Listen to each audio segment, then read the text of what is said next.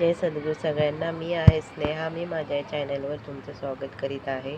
आज आपण पाहणार आहोत साबुदाण्याची खिचडी कशी बनवायची ती. हे मी माझ्या पद्धतीत तुम्हाला दाखवत आहे. चला मग पाहूया.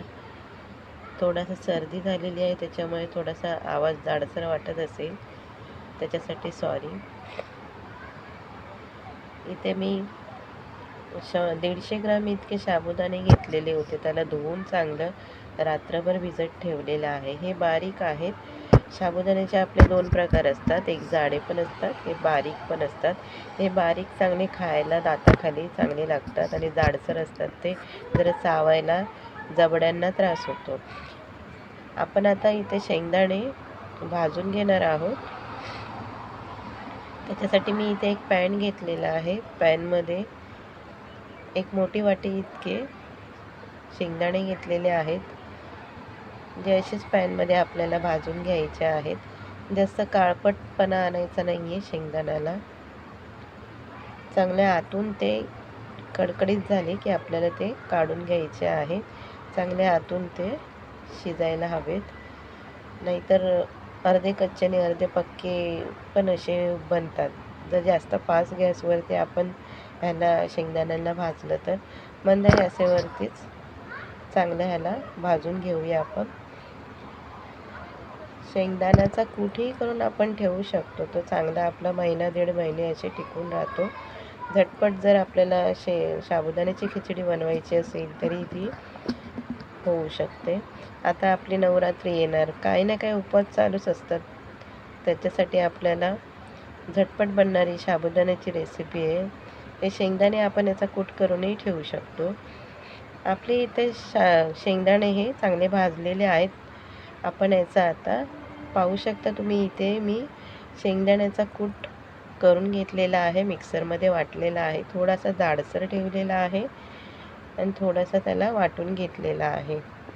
असंच तुम्ही कूट करून एका बरणीमध्ये फ्रीजमध्ये ठेवू शकता, नाहीतर काय त्याला बुरशीही लागू शकते घालून. आता आपण खिचडी करायला घेणार आहोत. त्याच्यासाठी मी कढई घेतलेली आहे. कढईमध्ये 3 ते 4 चमचे इतके तेल आहे. एक बारीक वाटी इतकं मी जिरे टाकलेलं आहे. बारीक वाटी इतकं मी कढीपत्ता टाकलेला आहे. कढीपत्ता हे 7-8च असेल. बारीक अर्धी वाटी इतकं मी मिरच्या कापून टाकलेल्या आहे. मिरच्या हे 5-6 असतील. चांगलं तेलामध्ये आपल्याला ह्याला परतवायचं आहे, पण गॅस मंदच ठेवायचे आहे, कारण आपल्याला आता जो साबुदाणा टाकायचा आहे तो खाली लागू शकतो आपला. इथे मी उकडलेले बटाटा घेतलेला, एकच बटाटा घेतलेला आहे, कारण कधी कधी खिचडी ही आपली जास्त तिखट असली का जर बटाटा टाकल्या कारणाने जरा तोंडाला तिखटपणा कमी लागतो. जर कोणाला बटाटा नको हवा असेल तर स्किप करू शकता. ज्यांचा कडक उपवास आहे त्यांना जर ह्याच्यामध्ये टाकलेलं साहित्य जर उपवासाला चालत नसेल तर ते लोक स्किप करू शकता. जर घरातल्या घरात आपल्याला ही खिचडी करायची असेल तर तुम्ही ह्याच्यामध्ये जे हवं आहे ते टाकू शकता. आता आपले हे साबुदाणे भिजत टाकलेले हे टाकणार आहोत. साबुदाणे जरी तुम्ही रात्रभर भिजत ठेवलात तरी ते सकाळी आपण जर करायला घेतलं तर ते तेलामध्ये गेलं तर ते चिकट असे होतातच. कितीही तुम्ही त्याला रात्रभर भिजवा या 4-5 तास भिजवा तरी ते तसंच होणार. काही जण असे दाखवतात का आमचे साबुदाणे हे सुटीत आणि फडफडीत झाले. ते ह्याच्या कारणाने दाखवतात का त्यांचे जे साबुदाणे असतात ते चांगल्या रीती हे फुगून निघालेले नसतात. त्यांना आपण जे रात्रभर ठेवतो त्याच्यामध्ये हे चांगले फुगून निघतात. याच्यामध्ये मी शेंगदाण्याचा कूट टाकला आहे चांगला 1.5 वाटी इतका, आणि चवीनुसार मी मीठ टाकलेलं आहे. उपवास जर कोणाचा असेल तर त्यांनी उपवासाचं मीठ टाकावं, नाहीतर मग सेंधा मीठही टाकू शकता. मंद गॅसवरती आपल्याला ही खिचडी बनवायची आहे, कारण साबुदाणा हा थोडासा ह्याला पाणी असल्या कारणाने खाली तेलामध्ये चिपकू शकतो. आता तुम्ही जे आपले साबुदाणे पाहताय हे तेलामध्ये चांगले फ्राय झालेले नाही. जर आपल्याला तेलामध्ये फ्राय झाले असतील तर हे साबुदाणे जे आहेत ते असे सफेद दिसणार नाहीत. आता मी ह्याला थोडंसं 3 ते 4 मिनटं वाफेवरच सोडणार आहे. तुम्ही पाहू शकता 3 ते 4 मिनटं इथे आपले झालेले आहेत.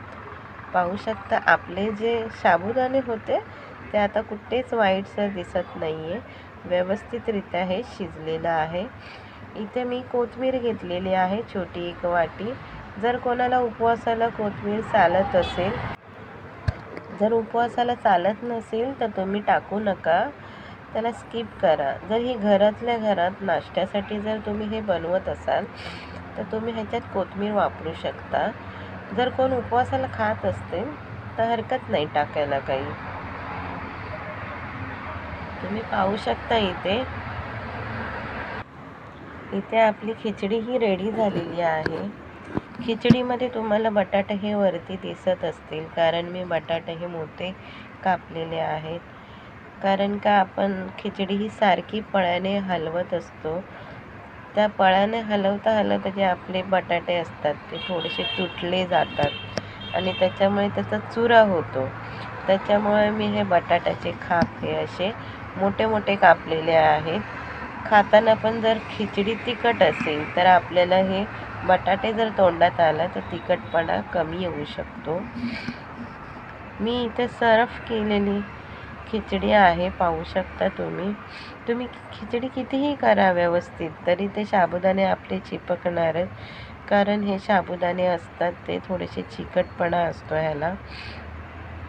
आणि जर सुकी फडफडीत जर झाली म्हणजे समजायचं आपली जी साबुदाणे आहेत हे नीट व्यवस्थित भिजलेले नाही आहेत. उपवासाला असल्या कारणाने व्यवस्थित भिजवून मगच साबुदाण्याची खिचडी करा, नाही अन्यथा ते जर कडक राहिले तर दाताला आपल्या खायला जड जातील आणि जबडे दुखतील.